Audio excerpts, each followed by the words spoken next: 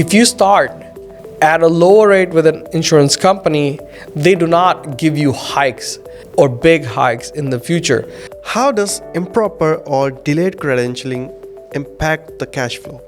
So if you're a new dental practice, we typically recommend that you start credentialing at least 6 months before you open your dental practice. Do you think that dentists underestimates the financial impact of credentialing? I think some of them do. Some dentists want to save a few bucks when they're in the initial stage of a practice building. Why is staffing often the biggest ongoing expense when it comes to dental practice? People are there to provide the service. Okay, so you need the staff to provide the service. If the staff is not there, you're not providing service.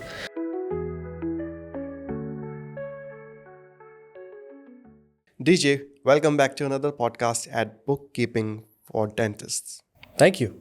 How are you doing today? So far, so good. So, some dentists are shocked when they realize that their business makes around $1 million in revenue, but what they take home is far less than this revenue. Why does this gap exist? Well, it just depends how far they are at.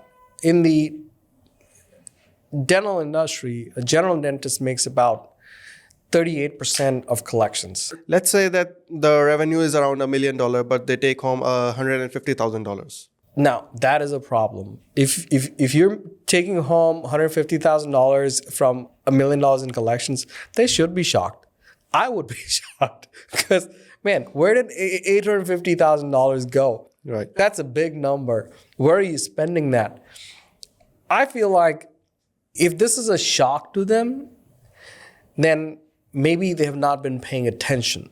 Unless it is an unusual year for them, something very odd has happened, which has spiked their expenses for whatever reason, then I would imagine, okay, 150 is still a really, really low number.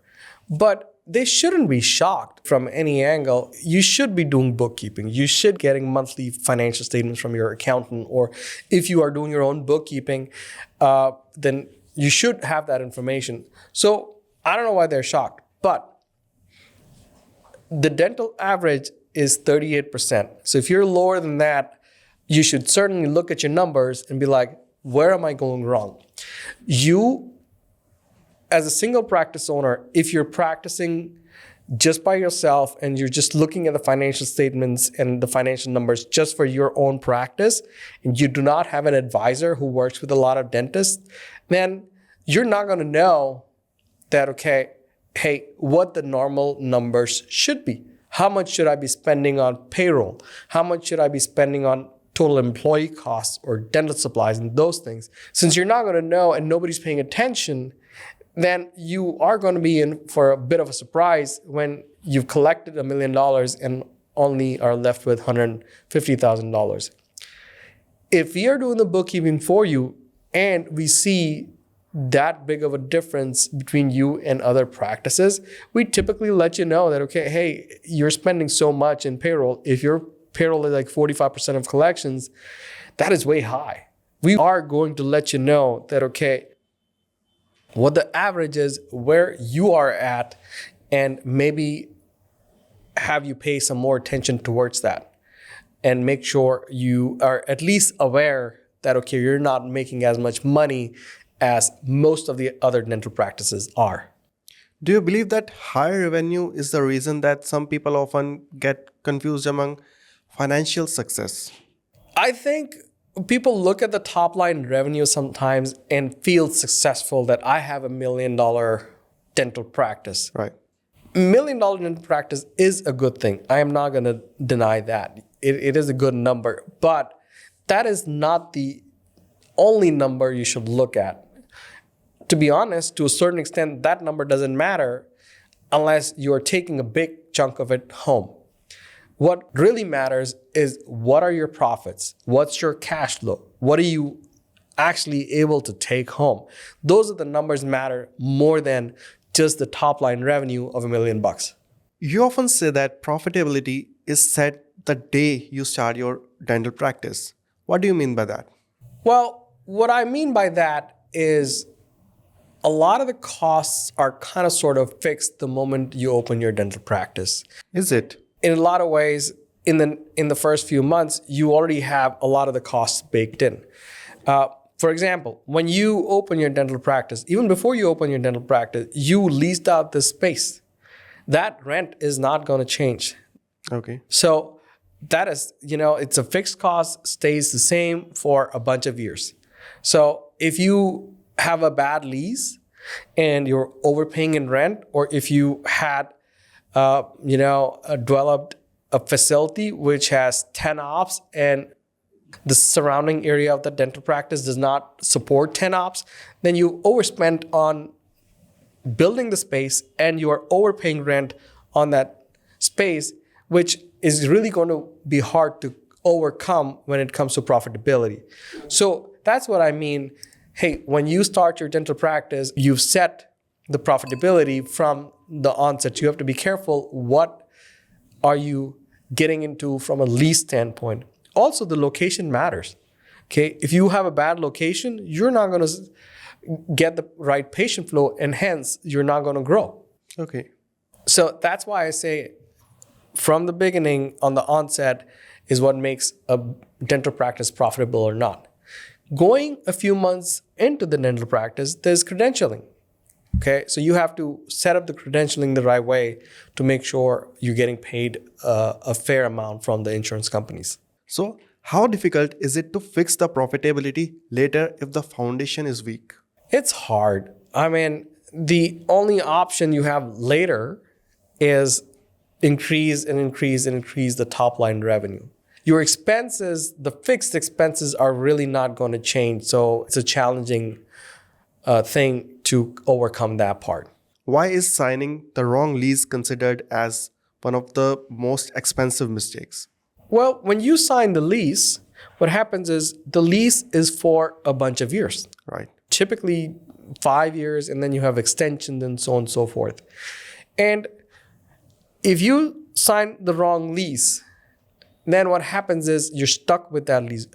Even if you move out, you still have to pay the lease unless your landlord works out a deal with you to have somebody else take over the lease or something like that. But it is a liability that you've taken on. It's something that you've agreed to and you've taken on. So it can be an issue if you don't pay attention when you're signing the lease from the get-go.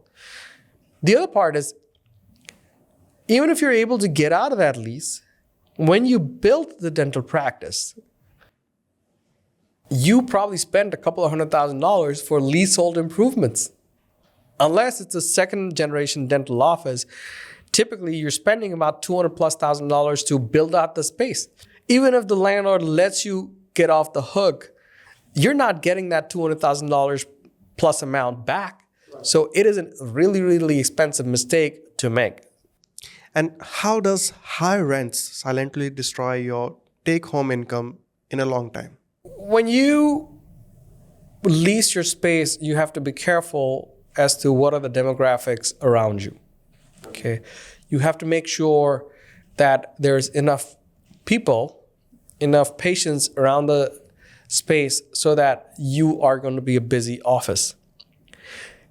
If you sign a lease in a space where there's not a whole lot of patient pool, or there is a patient pool, but the number of dentists are really high, that means the number of patients per dentist are not high enough, then what happens is you are not going to treat a whole lot of patients and hence not going to have the right top line revenue to support the rent. In this case, what happens is you end up paying a lot more rent than what you should be compared to the collections, regular dental practice, and hence it reduces the profitability of the practice and also reduces how much you as the owner dentist can take home. And how does improper or delayed credentialing impact the cash flow? So if you're a new dental practice, we typically recommend that you start credentialing at least 6 months before you open your dental practice. Okay. It takes quite a bit of time before your credentialing goes through with all the insurance companies that you are going to work with. Okay, so you need to get started early. If you are not credentialed, then what happens is sometimes you open your dental practice, you're still going through the credentialing process, and then some patients who are insurance patients, even if they want to come see you, sometimes they can't because you're not credentialed with their insurance companies as yet. Okay, so that is one of the effects of delayed credentialing.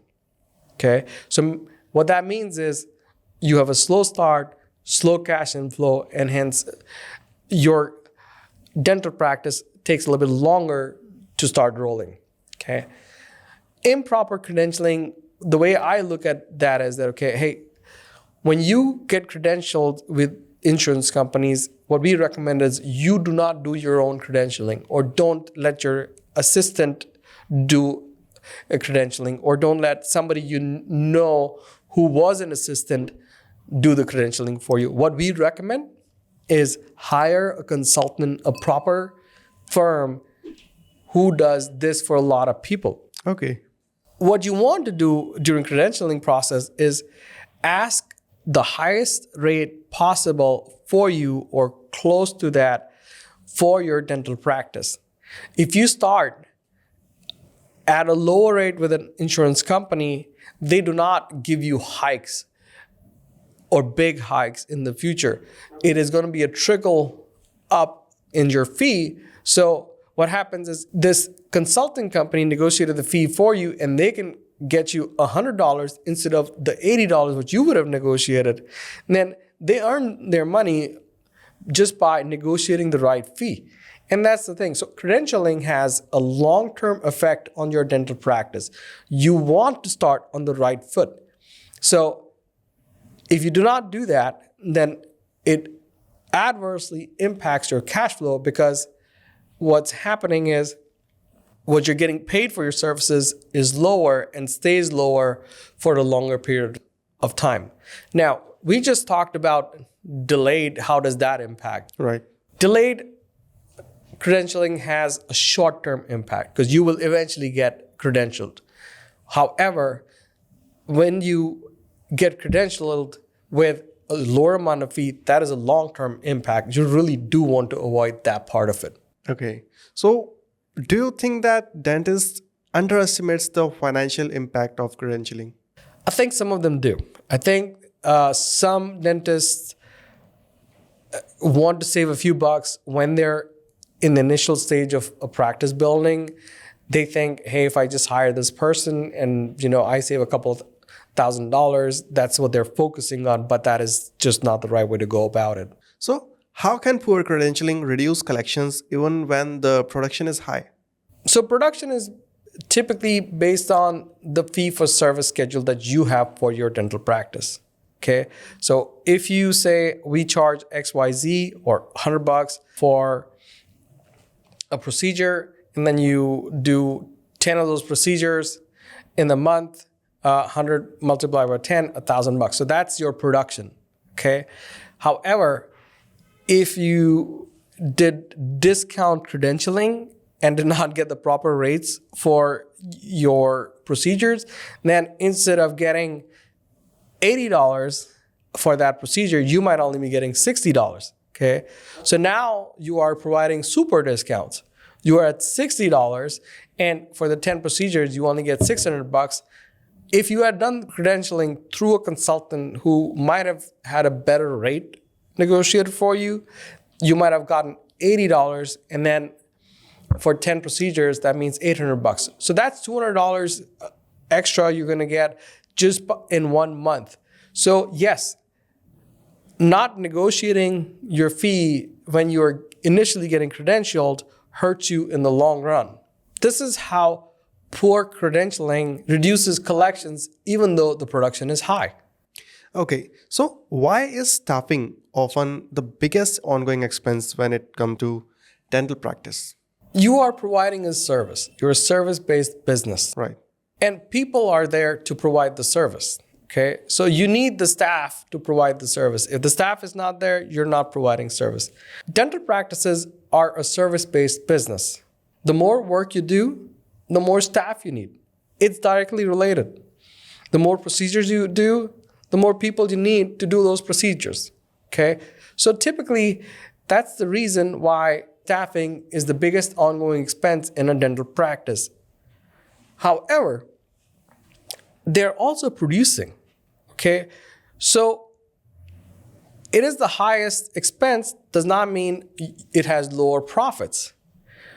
What you need to do is make sure that your staff is producing and they're not twiddling their thumbs. Right. You have to make sure they're actually working and increasing production. You have to keep an eye on, okay, what is your hygiene producing per hour? Or if she is or he is producing 3 times the amount of salary or wages they're getting. So you have to keep an eye on that and make sure each and every staff member who is a producing staff member is producing at least 3 times what they're getting paid. Okay.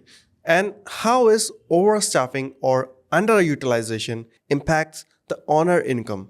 If you underutilize or overstaff, it directly affects the amount of profits the dental practice has. If you have 3 front office people and you only need 2, and then you're overstaffed by 1. Staff is not cheap. That additional person is probably costing you between $30,000 to $50,000 a year, if not more.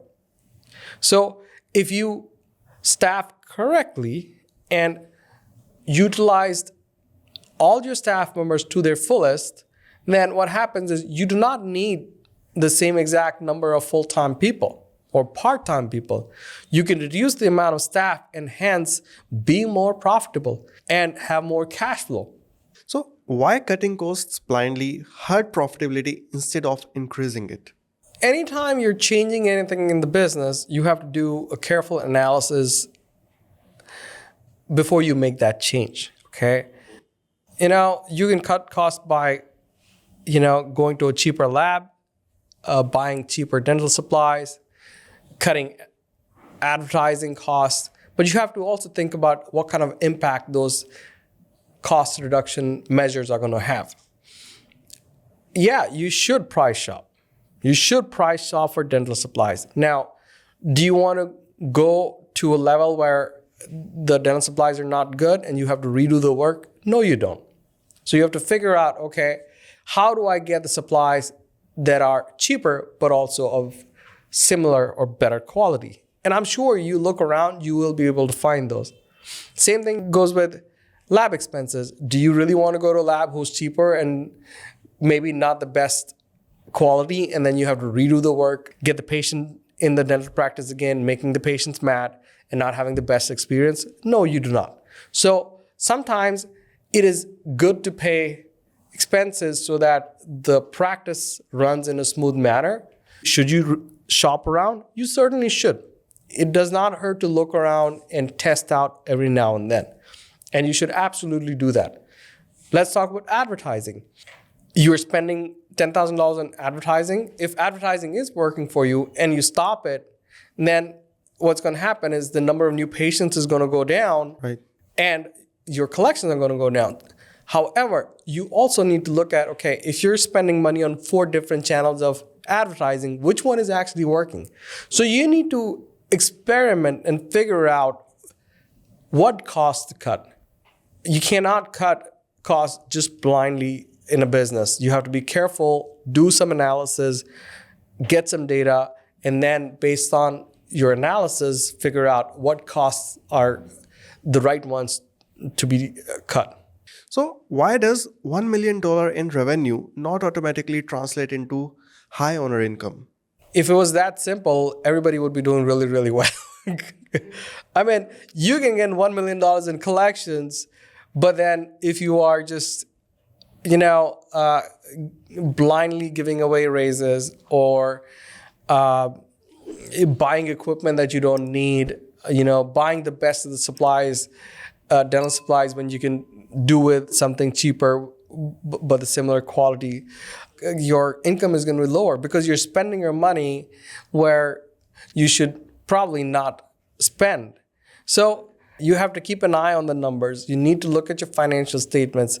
I think what I noticed in my practice is that business owners who are looking at the financial statements each month have a more consistent business cycle compared to the others. Okay.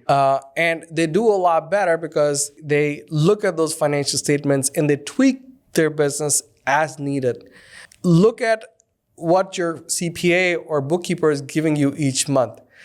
Do not go by just what the bank is showing you or a gut feeling. Look at the reports each month so that you get a better understanding of your business. For our audience, can you please explain the difference between profit and cash flow? So profit is based on how much you earn. Then you had all these expenses, and then you had some depreciation, non-cash expense, and then what's left over. That's profit. So you might have $1 million in collections, and then employee expenses, and then facilities expense, associate expense, and so forth. And let's say at the end of the day, the profit was $300,000. So that's the profit. That is what you are typically taxed on. Okay. Then cash flow is what really happened from a cash standpoint. Now, you have profit of $300,000, but beyond all the expenses you paid, you also have to make loan payments. So let's say if you have a loan of $400,000 and you're making a payment of $3,000 each month, that means you have $36,000 of payments that you made towards the loan as well. Part of that is going to go towards the P&L and it's going to show up as an expense on the P&L side. Let's just say for argument's sake, that's $500 each month. But the rest of the $2,500 is still going out as a principal payment to the loan. So that is reducing the loan of the business. That is cash outflow. So about $30,000 went out to the loan. So your cash is not going to be just the profit of $300,000. That's not going to show up in the bank. What is going to show up is that minus the loan payments as well. You might have other items similar to that are going to affect the cash. And you're also going to have items like depreciation, amortization, which are non-cash. So there is a big difference between what the profit is and what is the cash flow of a dental practice. Okay. So what is the biggest mistake that dentists make when they focus on just the revenue instead of profitability? I mean, the biggest mistake is not understanding the fact that revenue is not income. Okay. You have to pay a bunch of expenses, and that's when the income comes in. Or revenue is not profit. You need to control your expenses. You need to make sure that, okay, you're paying the right amounts and you're closer to the dental averages or lower than those so that you are making a decent profit. Profit is what you need to focus on, not on the top line revenue. Let me correct that a little bit though. When you start your dental practice, top line revenue is one thing you really need to focus on because you need that to grow. And then you need to have expenses that make that grow, namely advertising. So you need to focus on that as well, but you also need to focus on, okay, what is going out of the dental practice? So what advice would you give to the dentists who are planning to buy or open a practice? If this is your first dental practice, either you're starting a dental practice or you're buying one, I think you need to start learning the business of dentistry. You are already a great clinician. You have gone to school to be a dentist. You've been working as a dentist for a while. So you already know dentistry. You know how to treat people. I think what you need to start focusing on is, okay, I'm going to be a business owner. How does a dental practice really work? There are a few websites that you can start, visiting and getting trained on. There's a website called Front Office Rocks. Go to that. Or there's a website called ddssuccess.com. Just go to these, and what they do is they teach you various aspects of the business of dentistry so that you get ready when the doors of your practice open up.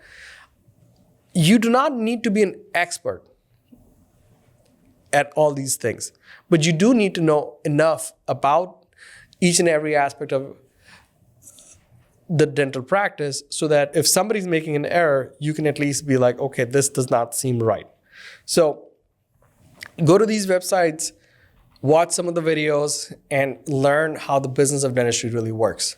Now comes the final question, that why do you think fixing systems is more powerful than working harder? You can work as hard as you want, okay? But if you have the right systems, the business is free flow. There's less friction in doing things. If you build the right system in your dental practice, it serves you from a long run standpoint. Patients are greeted better. There's more treatment acceptance. AR is not late. You are getting collections at the right time. Invoices are going on the right time. You're rescheduling patients at the right time. These are all systems. You have to set up systems so that these things happen automatically. If you just keep working harder and not focus on the system part of it, what happens is the business of dentistry becomes really, really stressful. And then it's harder to fix these mistakes if your staff gets used to doing things the wrong way. So it is better to work on systems and then just work harder. Also, if you are of the mindset that you want to have multiple practices, which in my experience, a lot of successful dentists get into later in their life, then you do need to learn the systems. You need to have the right systems. So your first dental practice needs to have the right systems so that you can take those systems and implement in the next one and the next one and so on and so forth. So systems are a lot more powerful than just working harder. Okay. Well, thank you so much, DJ, for coming on the podcast once again. It was really a very insightful conversation today. Thank you very much. Take care.